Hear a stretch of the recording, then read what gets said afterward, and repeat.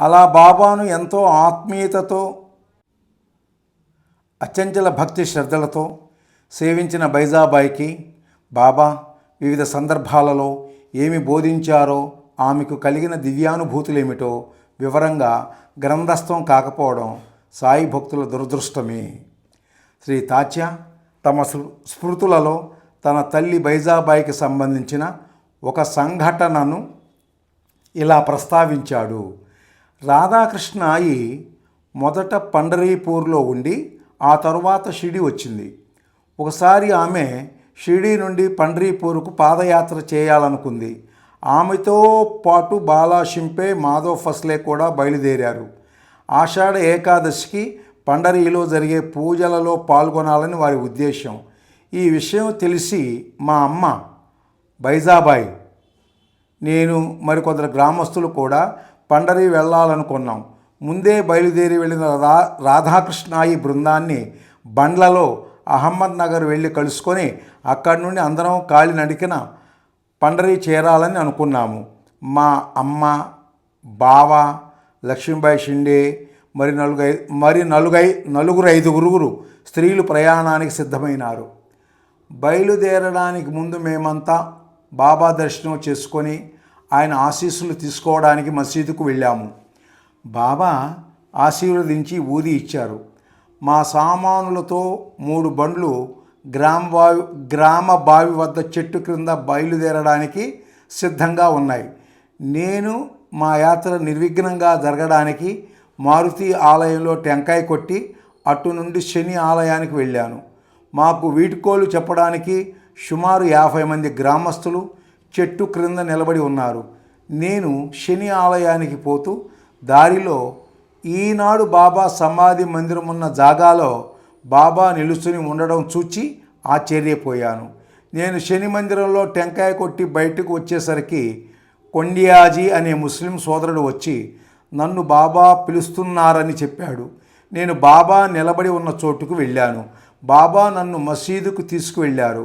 అక్కడున్న వారిలో కొందరు నాతో మసీదుకు వస్తే మరికొందరు చెట్టు క్రింద వేచి ఉన్నారు. బాబా తన యథాస్థానంలో కూర్చొని ఉన్నారు. నేను బాబా ప్రక్కనున్న కటకటాల దగ్గర నా ఎదుట మాధవరావు దేశపాండే, శ్యామ కూర్చున్నాము. మాధవరావు చిలుము వెలిగించి బాబాకు అందించారు. బాబా చిలుము పీలుస్తూ కూర్చున్నారు. అంతా మౌనంగా కూర్చున్నాము. చివరికి కొంతసేపు అయినాక మాధవరావు బాబాతో, దేవా, మీ బైజాబాయి వాళ్ళంతా ఇతడి కోసం అక్కడ వేచి ఉన్నారు. పండరీ యాత్రకి బయలుదేరడానికి అంతా సిద్ధంగా ఉన్నారు అన్నాడు. అప్పుడు బాబా, బైజాబాయిని ఇటు పిలవండి అన్నారు. మా అమ్మ హడావిడిగా వచ్చి ఆతురతగా బాబా ఏమిటి పిలిచారట? పొద్దు కృంగుతోంది, అందరూ బయలుదేరడానికి సిద్ధంగా ఉన్నారు అన్నది. బాబా ప్రశాంతంగా, మాయి, నీవింటికి వెళ్ళు, ఇవాళ బయలుదేరవద్దు, రేపు కూడా వద్దు, ఎల్లుండి ప్రయాణంగా, ఎందుకు ఏమిటని అడగకు, ఈ విషయంలో ఎవరిని సంప్రదించనక్కర్లేదు, ఇదిగో ఊది తీసుకో అన్నారు. మా అమ్మ మరో ఆలోచన లేకుండా, సరే బాబా, మీరు చెప్పినట్లు ఎల్లుండే వెళతాము అన్నది. సర్దిన సామానంతా దింపి బండ్లను వెనక్కు పంపేశాము. ప్రయాణం రద్దవడంతో మమ్మల్ని సాగనంపడానికి వచ్చిన బంధుమిత్రులంతా వెనక్కి వెళ్ళిపోయారు. ఆ తర్వాత మాధవరావు పంచాంగం చూచి ఆ రోజు ప్రయాణానికి మంచి రోజు కాదని చెప్పాడు. 3వ రోజు ఉదయమే మేము మళ్ళీ ప్రయాణానికి సిద్ధమైనాము. బాబా ఉత్సాహంగా ప్రతి ఒక్కరికి ఊది ఇచ్చి రోడ్డు వరకు వచ్చి మమ్మ సాగనంపారు. మేము అనుకున్న ప్రకారం పుతంబా చేరి స్నానాలు, అల్పాహారం పూర్తి చేసుకొని రైలు ఎక్కి ఉదయం 8 గంటలకు బేలాపూర్ చేరాము. 9 గంటలకు రాధాకృష్ణయ్య బృందాన్ని కలుసుకున్నాము. భోజన సమయానికి నర్సింగపూర్ చేరి శ్రీ నరసింహ మహారాజ్ దర్శనం చేసుకున్నాము. అక్కడి నుండి బయలుదేరి మరుసటి రోజు సాయంత్రానికి పండరీపురం చేరాము. పండరీపురంలో ఏకాదశి నాడే కలరా చెలరేగింది. ద్వాదశి నాటికి బాగా విజృంభించింది. మా బృందంలోని వారంతా భయపడిపోయి షిరిడీ తిరిగి వెళ్ళిపోతామని తొందరపడసాగారు. నేను మాత్రం ఏదేమైనా పూర్ణిమ వరకు అక్కడే ఉందామని పట్టుబట్టాను. మా అమ్మ కూడా భయపడిపోయి అక్కడే మమ్మల్తాదారుగా చేస్తున్న నానాసాహెబ్ చందోర్కర్ను కలిసి వెంటనే షిరిడీ తిరిగి వెళ్ళడానికి నన్ను ఒప్పించమని కోరింది. నానాసాహెబ్ నాకు బాలాషింపీకు కబురు పెట్టి పిలిపించి వెంటనే షిరిడీ వెళ్ళమని సలహా ఇచ్చాడు. సర్వజ్ఞుడైన బాబాకు పండరీపురంలో కలరా చెలరేగుతుందని ముందే తెలుసు. కానీ మా ఉత్సాహం చూచి యాత్ర మానిపించలేకపోయారు. స్థూలంగా చూస్తే ఎంతో చిన్నదిగా కనిపించిన శ్రీ సాయితత్వ విచారం దృష్ట్యా ముఖ్యమైన అంశం ఒకటి ఈ సంఘటనలో ఇమిడి ఉంది. నా చర్యలు అత్యంత అగాధాలు అని బాబానే ఒకసారి సెలవిచ్చారు.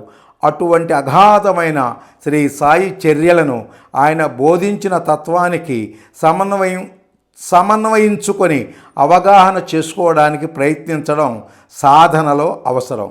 కానీ శ్రీ సాయి చర్యలకు జ్యోతిష్యం, వాస్తు మొదలైన శాస్త్రాల వెలుగులో కారణాలు వెతకబోనడం కేవలం అజ్ఞానమవుతుంది. అంతా సిద్ధమై ప్రయాణం కాబోయే ముందు బైజాబాయి పండరి యాత్రను బాబా వాయిదా వేయమన్నారు. మారు పలకకుండా, మరో ఆలోచన లేకుండా బైజాబాయి ప్రయాణం మానుకున్నది. బాబా మాటపై ఆమెకు గల అచంచల భక్తి విశ్వాసాలకు అది తార్కాణం. ఆ శరణాగతి తత్వమే తమ మాటల ద్వారా, చేతుల ద్వారా బాబా మనకు ప్రబోధించినది, నేర్పదలచినది. అది సాయి భక్తులు సాధించవలసినది. బైజాబాయి ప్రయాణం హఠాత్తుగా మాన్పించడానికి కారణాలు వెతకబోని పంచాంగం చూచి ఆ రోజు మంచి రోజు కాదని, అందుకనే బాబా ప్రయాణం ఆపు చేశారని తేల్చి చెప్పాడు శ్యామ. శ్యామ మాటలను ఆధారంగా చేసుకొని ప్రయాణాది కార్యాలకు పంచాంగం ప్రకారం మంచి రోజు అది చూచుకొని ప్రారంభించడాన్ని బాబా పరోక్షంగా ప్రోత్సహించారని లేదా అంగీకరించారని కొందరు అనాలోచితంగా అనుకునే అవకాశం ఉంది. కొంచెం ఆలోచిస్తే ఈ అభిప్రాయం ఎంత అసంబద్ధమో ఇట్టే బోధపడుతుంది. బైజాబాయి ప్రయాణం బాబా వాయిదా వేయడానికి ఆ రోజు మంచి రోజు కాదనేదే కారణమైతే ఆ మాట చెప్పడానికి అరగంట ముందు ఆ యాత్రా బృందానికి ఊది ఇచ్చి వెళ్ళి రమ్మని ఎందుకు ఆశీర్వదించారు? అది మంచి రోజు కాదనే విషయం ఒక అరగంట ముందు బాబాకు తెలియదా? తరువాత తన నిర్ణయాన్ని పంచాంగంతో ముడిపెడతారని తెలిసే కాబోలు సర్వజ్ఞుడైన సాయి ఈ విషయంలో ఎవరిని సంప్రదించకు అని ఖచ్చితంగా నిషేధించారు. అంటే పరోక్షంగా బాబా తమ సహజ రీతిలో పంచాంగాన్ని సంప్రదించడాన్ని నిషేధించినట్లే. అయితే తాత్యా భావించినట్లు పండరిలో కలరా ప్రబలుతుంది గనుక బాబా అలా ప్రయాణం వాయిదా వేయమన్నారనడం కూడా పూర్తిగా సరిపోదు. అదే కారణమైతే ఎన్నో సందర్భాలలో ఇతర భక్తులకు చెప్పినట్లు స్పష్టంగా ప్రయాణమే వద్దని చెప్పి ఉండేవారు. అంతేగాక అదే కారణమైతే బైజాబాయికి పెట్టిన ఆటంకాలేవి అంతకు ముందే పండరీ ప్రయాణమైన రాధాకృష్ణాయి బృందానికి బాబా పెట్టలేదు కదా. మరి బాబా అలా ఎందుకు చేసినట్లు? ఆయన చర్యల వెనుకనున్న ఆంతర్యం ఆయనకే ఎరుక. అగాధ తవకరణి అని సాయిని ఆర్తికారుడు కీర్తించినట్లు బాబా చర్యలు అగాధాలు, అనూహ్యాలు. సాయి చరిత్రలో, సాయి భక్తుల శ్రేణిలో సమున్నత స్థానాన్ని అలంకరిస్తున్న శ్రీమతి బైజాబాయి సుమారు 1910లో పరమపదించింది. ఆమె భర్త శ్రీ గణపతి కోతే పాటిల్ అంతకు కొన్నేళ్ల ముందే దివంగతుడయ్యాడు. సుమారు 60 సంవత్సరాల పాటు నిత్యం బాబా భిక్ష చేసిన బైజాబాయి గృహాన్ని షిరిడీ సందర్శించే సాయి భక్తులు దర్శించాలని ఉబలాట పడటం సహజం. బైజాబాయి కుటుంబం మొదట చావడికి తూర్పుకు వెళ్ళే వీధిలో, ప్రస్తుతం ఇచ్చరాజు హోటల్ సమీపంలో కాపురం ఉండేవారు. తర్వాత ఆ ఇంటిని అమ్మివేసి మహాలక్ష్మి మందిరం సమీపంలో ప్రస్తుతం ఉన్న పిలిగ్రిమ్స్ ఇన్ హోటల్ వెనుక క్రొత్తలు నిర్మించుకొని నివసించారు. ఇప్పుడు ఆ ఇంటి జాగాలోనే బైజాబాయి గెస్ట్ హౌస్ అనే హోటల్ ఉంది. బాబా ఆ 2 ఇళ్ల వద్దకు భిక్షకు వెళ్ళేవారు.